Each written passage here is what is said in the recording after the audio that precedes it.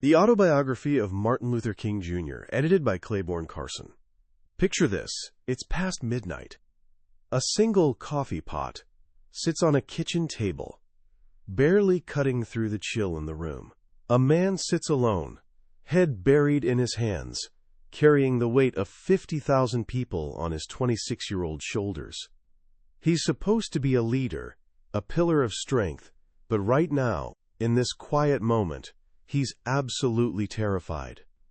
The death threats have been flooding in, so many he's lost count. The latest one came just minutes ago. Listen, we've taken all we want from you. Before next week, you'll be sorry you ever came to Montgomery. He's hit his breaking point. He wants to quit. His mind races, searching for a way to back out without looking like a coward. He thinks of Coretta, his wife, sleeping in the next room. He thinks of their newborn daughter. And then he prays. Not some polished, rehearsed prayer, but a raw, desperate plea to God. Lord, I'm down here trying to do what's right, but I have to be honest. I'm weak right now. I'm losing my courage. I'm at the end of my rope. I have nothing left. I can't face this alone. And then, in that moment of complete surrender, something shifts. An inner voice, calm and crystal clear, speaks to him.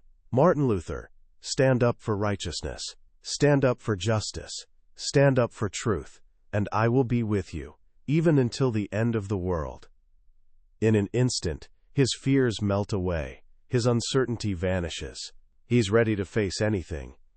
That man was Martin Luther King Jr., and that midnight kitchen table moment became the spiritual foundation of everything that followed. Today, we're diving into something special, the Autobiography of Martin Luther King Jr. Now, here's the thing. This isn't a traditional autobiography. Dr. King's life was tragically cut short before he could write his complete story. Instead, historian Clayborne Carson, entrusted by the King family with all his personal papers, speeches, and unpublished writings, has woven together Dr. King's own words into the book he might have written himself. This isn't someone else's interpretation.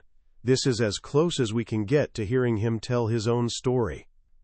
This book has become timeless because it strips away the monument to reveal the man underneath. We meet the boy who loved to play, the student who questioned his faith, the young pastor who had leadership thrust upon him, and the exhausted warrior who doubted himself, even as the world saw him as a saint.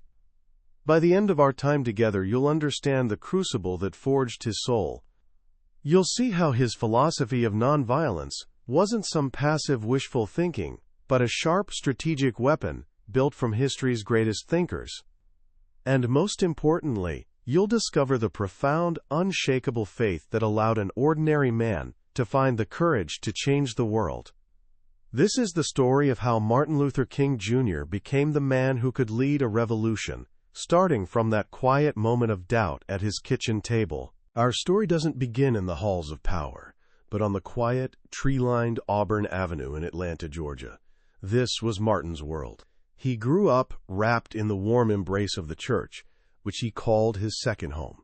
His father, Martin Luther King Sr., Daddy King, was an imposing figure with a personality as powerful as his physical presence, a preacher who commanded respect and absolutely refused to bend to the humiliating rules of segregation. There's a childhood story that tells you everything about his father.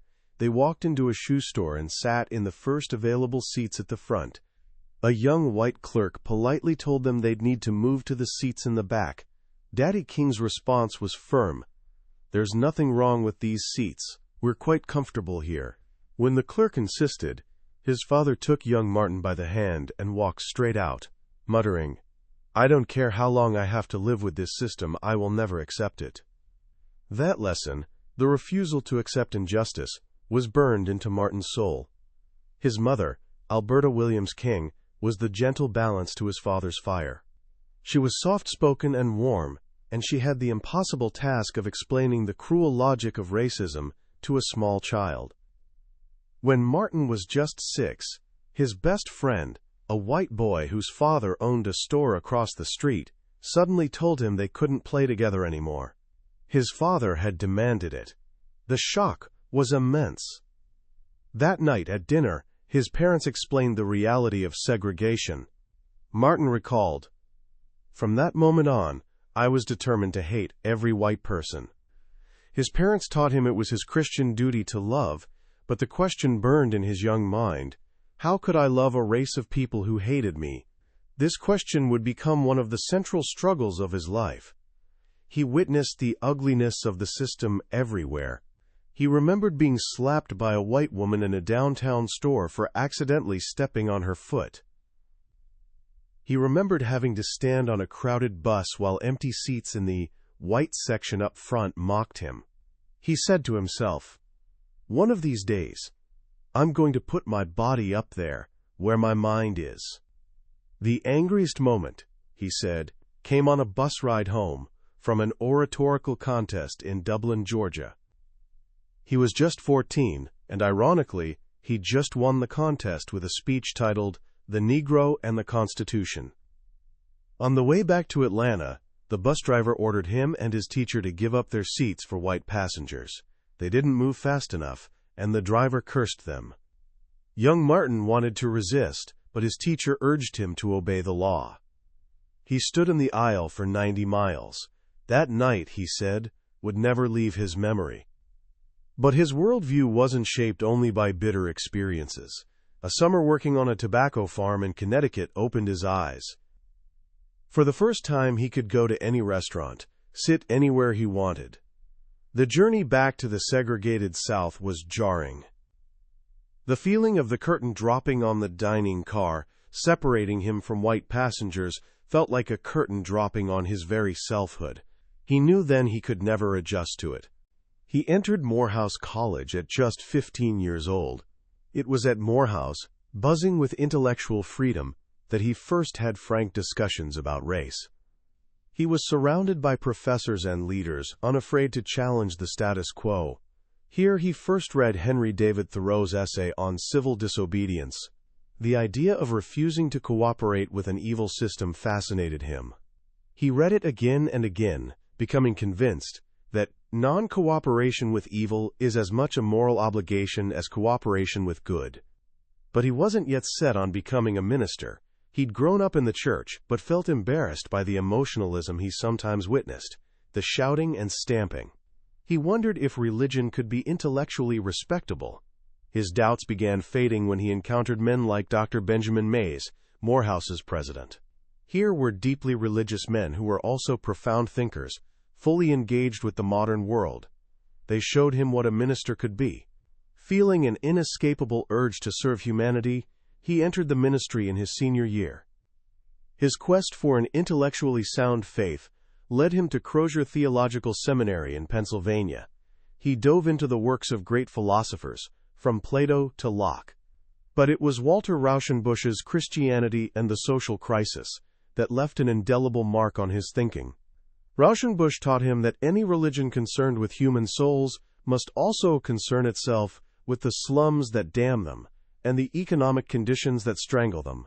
This became the foundation of his social gospel. He also wrestled with Karl Marx's ideas. While rejecting communism's godless materialism and its belief that any means could justify the end, he was challenged by Marx's critique of capitalism. Marx, he felt, had powerfully exposed the dangers of a system where making a living becomes more important than making a life. King concluded that truth wasn't found in pure capitalism or pure Marxism. The kingdom of God, he believed, was a synthesis reconciling the truths of both individual and collective. But the most pivotal moment of his intellectual journey came one Sunday afternoon in Philadelphia. He heard a sermon by Dr. Mordecai Johnson, president of Howard University, who'd just returned from India. Dr. Johnson spoke about Mahatma Gandhi's life and teachings. The message was so profound and electrifying that King left the meeting and bought 6 books on Gandhi. He'd heard of Gandhi before but never studied him seriously. Now, as he read, he was captivated. He saw in Gandhi's campaigns of nonviolent resistance, the Salt March, the fasts, a powerful method for social change. He'd previously believed that Jesus' ethic of love your enemies was only practical for individuals, not for nations or racial groups in conflict. But Gandhi showed him otherwise. Gandhi, he wrote, was probably the first person in history to lift the love ethic of Jesus above mere interaction between individuals to a powerful and effective social force on a large scale. In Gandhi's philosophy of satyagraha, meaning truth force or love force, King found the method he'd been searching for. It was the intellectual and moral satisfaction he hadn't found in any other philosophy. In Gandhi's nonviolent resistance, he discovered the key to unlocking social reform. His studies continued at Boston University, where he deepened his understanding of personalistic philosophy, the idea that the clue to ultimate reality is found in personality. This gave him solid philosophical grounding for his belief in a personal God, and, just as importantly, for the inherent dignity and worth of every human being. It was also in Boston that another pivotal event occurred. He met a young singer named Coretta Scott. After being introduced by a mutual friend, he called her. He was charming and bold, telling her, "You know, every Napoleon has his Waterloo. I'm like Napoleon. I'm at my Waterloo, and I'm on my knees." On their first date, he was struck by how she talked about more than music. She spoke of racial and economic injustice, of peace. After just an hour, he told her, "You have everything I ever wanted in a woman. We ought to get married someday." He knew he needed a wife as dedicated as he was, and in Coretta, he found a true partner. She was a woman of quiet strength and fortitude, someone who would stand by him through the darkest moments. They married in 1953, and as he finished his formal education, he stood ready, armed with a powerful philosophy and a powerful partner, to step into the role history was preparing for him. That role found him in Montgomery, Alabama. In 1954, he accepted the pastorate of Dexter Avenue Baptist Church. It was a historic church, sitting just a stone's throw from the state capitol building, the very cradle of the Confederacy. He began his work, organizing his congregation, urging them to register to vote and join the NAACP. For a while, life was relatively quiet. He and Coretta settled into the parsonage, and their first child, Yolanda, was born. Then, on December 1st, 1955, the quiet shattered. A seamstress named Rosa Parks, a woman of impeccable character and quiet dignity, was on a bus heading home from work. The bus driver ordered her to give up her seat to a white man. She refused. Her refusal wasn't a momentary impulse. It was the culmination of a lifetime of indignities.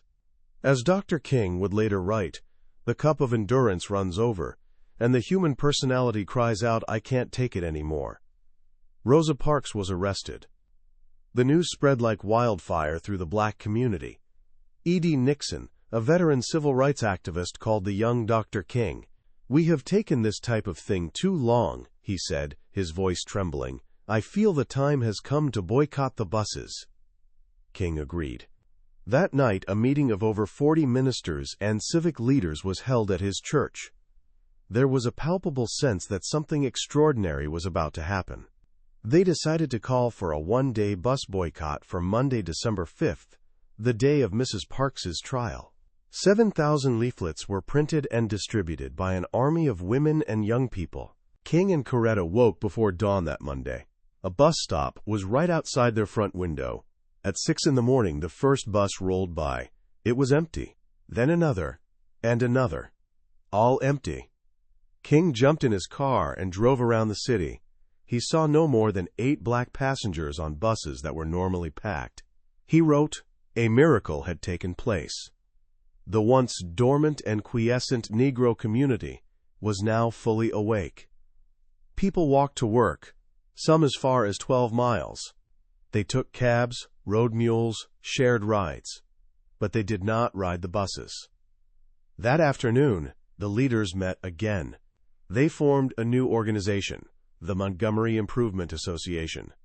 And then, to his complete surprise, the 26-year-old Martin Luther King Jr., who'd been in town barely a year, was unanimously elected its president.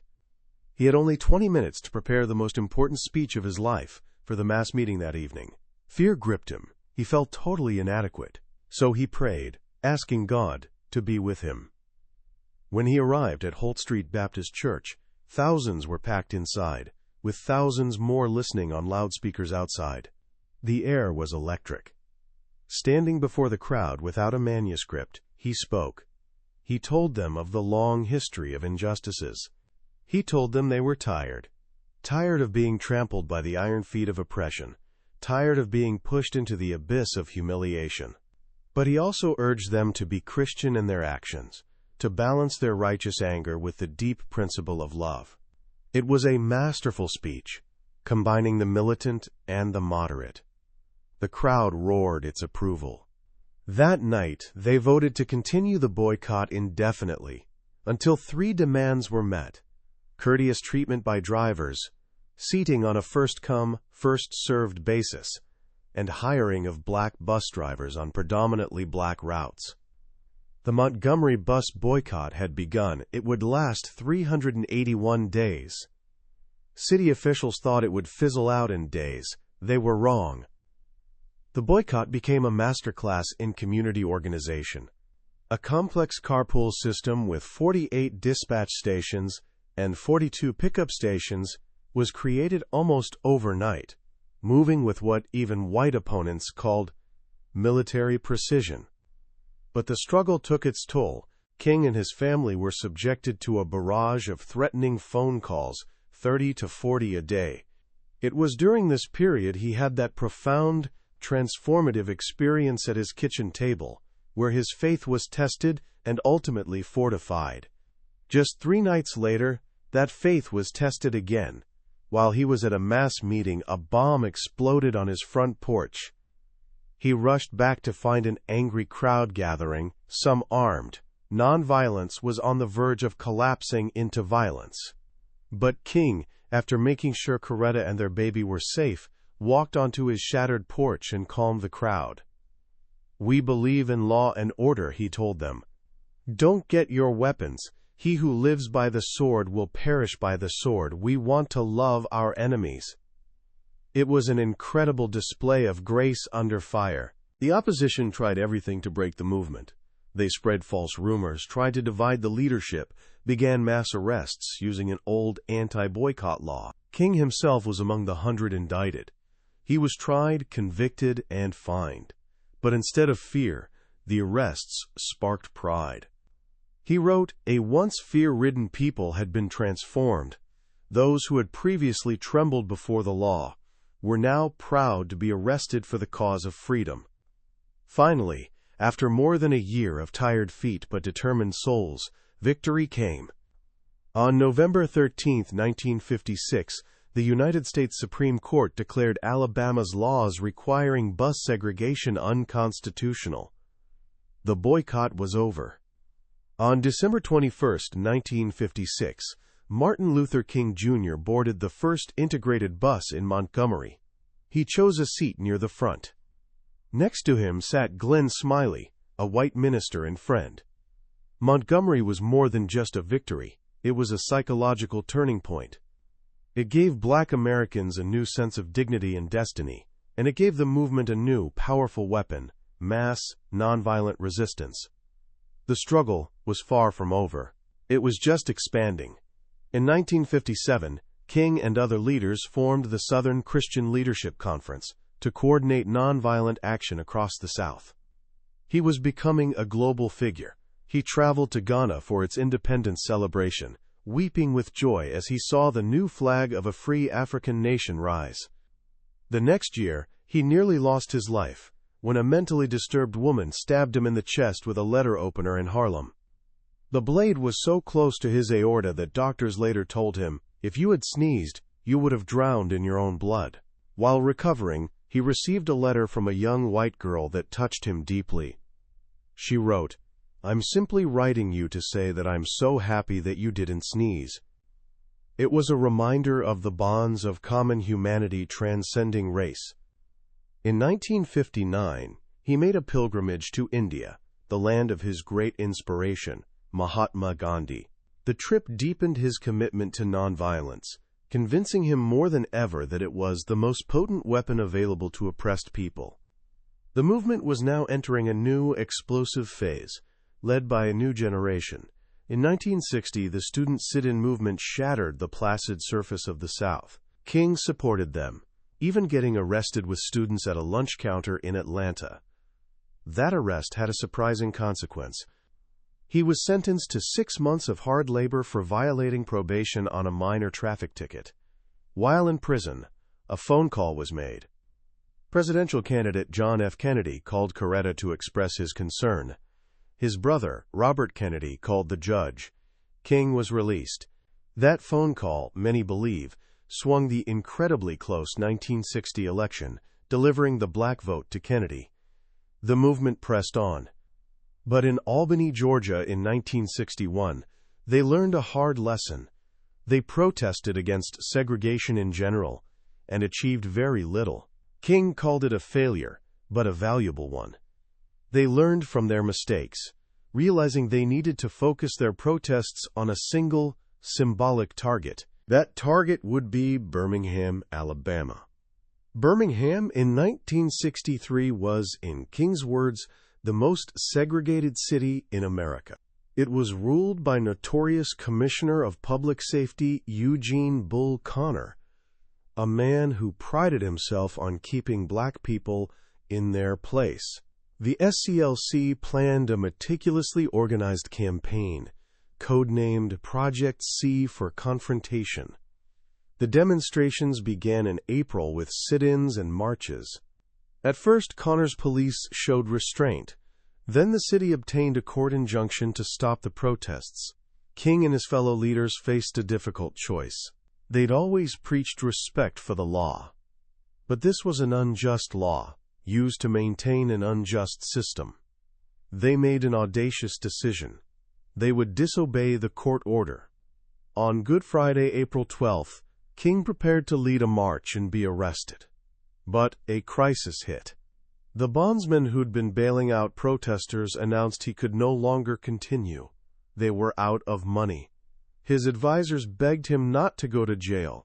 "You're the only one who has the contacts to get the money," they told him. "If you go to jail, we're lost." King felt the weight of the moment. He thought of the hundreds already in jail, of the community waiting for him to lead. He went into another room, alone. He thought of the 20 million black people dreaming of freedom. There was no more room for doubt. He returned to his friends and said, "I have to make a faith act." He marched. He was arrested and placed in solitary confinement. It was here, in Birmingham jail, that he read a statement from 8 white clergymen, calling his activities unwise and untimely. On the margins of newspaper, on scraps of paper, he began writing his response. The result was the letter from Birmingham jail, one of the most powerful and eloquent defenses of civil disobedience ever written. He explained why they couldn't wait. He wrote of the stinging darts of segregation, of explaining to a 6-year-old daughter why she can't go to the public amusement park, of seeing, quote, ominous clouds of inferiority beginning to form in her little mental sky. He argued that there are just laws and unjust laws, and we have a moral responsibility to disobey unjust laws. With King in jail, the movement made another bold move. They called on the city's children to march. On D-Day, May 2nd, over 1,000 young people, some as young as 6, marched for freedom. They sang as they were arrested, filling the jails. Bull Connor, his patience gone, finally unleashed the full brutality of his regime. The world watched in horror as fire hoses powerful enough to peel bark from trees were turned on children, and police dogs lunged at unarmed, nonviolent protesters. The images shocked the nation's conscience. Pressure on the White House became immense. President Kennedy sent his Assistant Attorney General, Burke Marshall, to negotiate a settlement. The city's business leaders, seeing their city descend into chaos and their profits disappear, finally agreed to negotiate in good faith. On May 10th, an agreement was reached. The Birmingham campaign, the toughest fight of their lives, had ended in a stunning victory. The momentum from Birmingham was unstoppable. That summer, on August 28, 1963, it culminated in the March on Washington for Jobs and Freedom.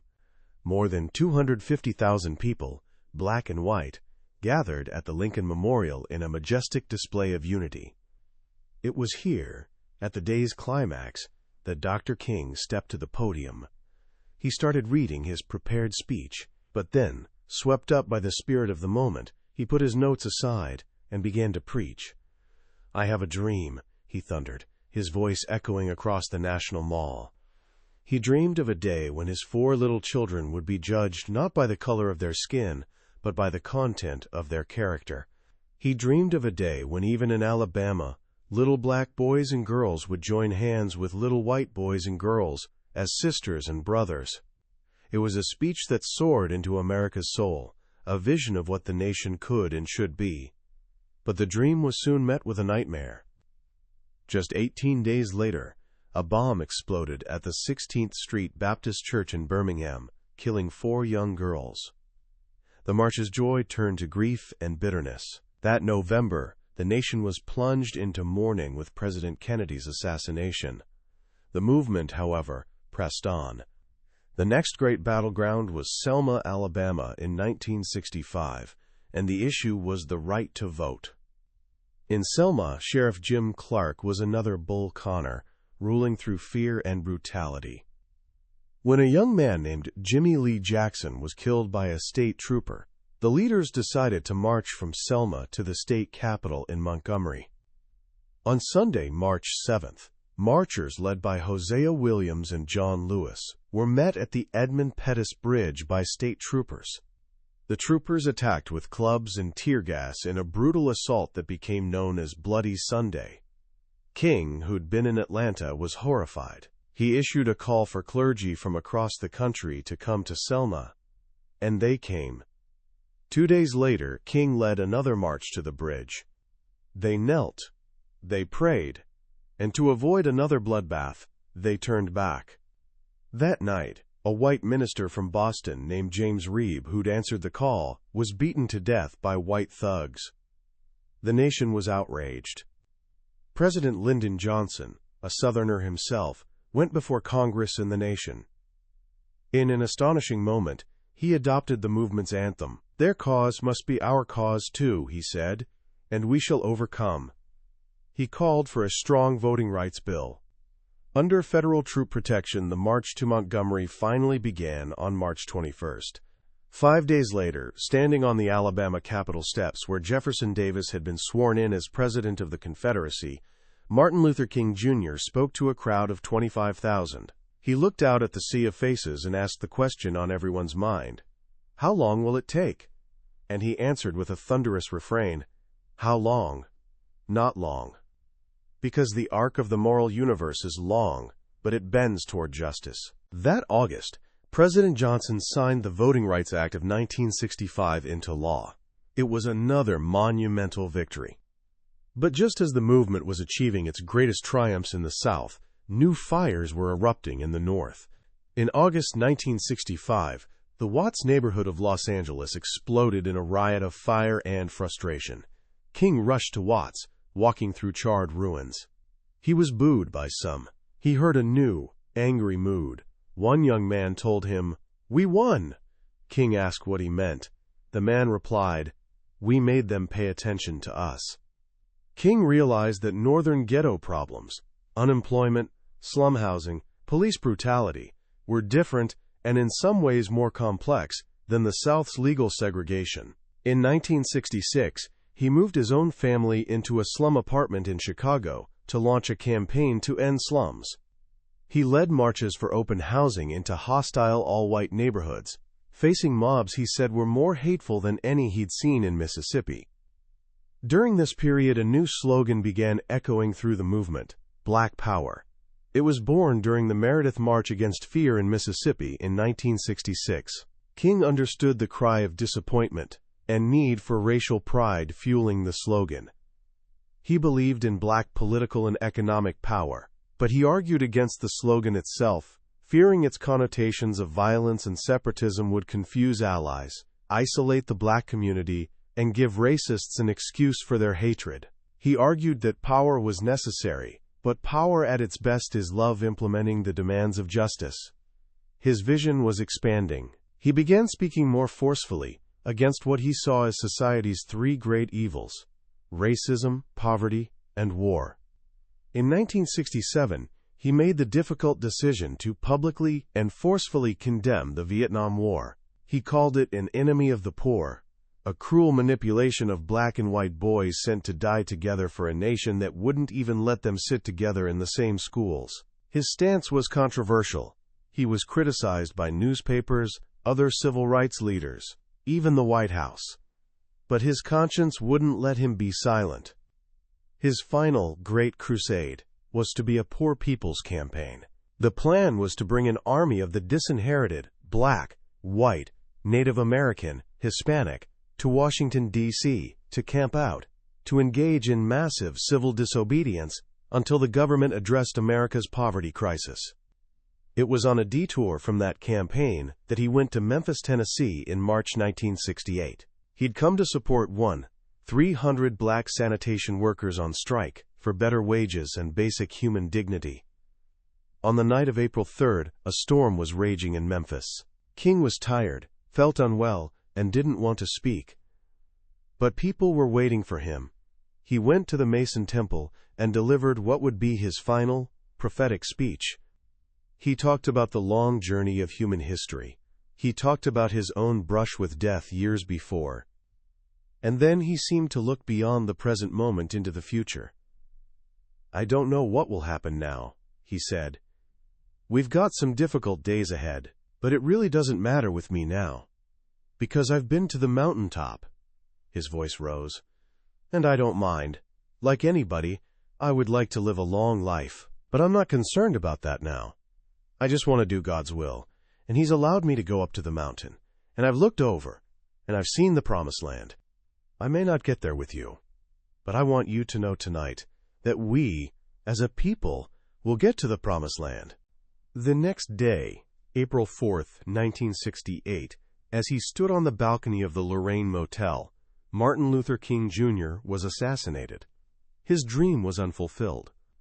But he'd shown the way. He'd left behind not just a legacy of struggle and victory, but a testament of hope, a roadmap for a more just and loving world, a dream that could never die. As we close the pages of this incredible life, it's easy to feel overwhelmed by the sheer scale of it all. The marches, the speeches, the jailings, the triumphs, the tragedies. But if we distill this journey to its essence, what are the most powerful lessons Martin Luther King Jr. leaves for us today? First, and perhaps most surprisingly, is the power of intellectual rigor. We often remember Dr. King for his passion and faith, but this autobiography reminds us that his commitment to nonviolence wasn't just a feeling. It was a deeply studied, strategic philosophy. He wrestled with Thoreau, Marx, Niebuhr, and ultimately Gandhi. He understood that to change the world, you must first understand it. He built his movement not just on moral outrage, but on a solid intellectual foundation. It's a powerful reminder that true change requires not just a good heart, but a sharp mind. Second is his profound understanding of power. He wasn't naive. He knew love and moral persuasion alone weren't enough. As he said, power at its best is love, implementing the demands of justice. His goal was to build legitimate political and economic power for the powerless. But unlike so many, he refused to believe power had to be separated from morality. He taught us that true power isn't about domination. It's about the ability to achieve a just purpose. And the most potent power is the kind that redeems both the oppressed and the oppressor. And finally, there's the lesson of his own evolution. The Martin of the Birmingham campaign wasn't the same man who first stood before the Montgomery boycotters. The man who spoke out against the Vietnam War wasn't the same man who'd focused only on civil rights a few years earlier. He was constantly learning, constantly growing, constantly expanding his moral vision. He began by fighting for a seat on a bus and ended by challenging the three great evils of racism, poverty, and militarism across the globe. He showed us that a life of purpose is a life of continuous growth. So how can we apply these monumental lessons to our own lives? It can feel daunting, but let's start with three simple things. First, practice what Dr. King called dangerous unselfishness. In his final speech, he told the story of the Good Samaritan. The priest and Levite asked, "If I stop to help this man, what will happen to me?" But the Samaritan reversed the question, "If I do not stop to help this man, what will happen to him?" In your own life, look for one small opportunity this week to reverse that question. It might be standing up for someone, helping a stranger, or simply listening to someone who's hurting. Ask not what will happen to you, but what will happen to them if you don't act. Second, choose conscience over consensus. Dr. King was often criticized, even by his own allies. When he spoke out against Vietnam, he was told he was hurting the movement. But he believed a leader's job isn't to search for consensus, but to mold it. He said, quote, "On some positions, cowardice asks the question, is it safe? Expediency asks, is it politic? Vanity asks, is it popular? But conscience asks, is it right?" Find one small area in your life where you've been going along with the crowd, and instead choose to act on what your conscience tells you is right. And third, hold on to an audacious faith in the future. In the face of bombings, beatings, and constant death threats, Dr. King never lost hope. He believed that the arc of the moral universe, though long, bends toward justice.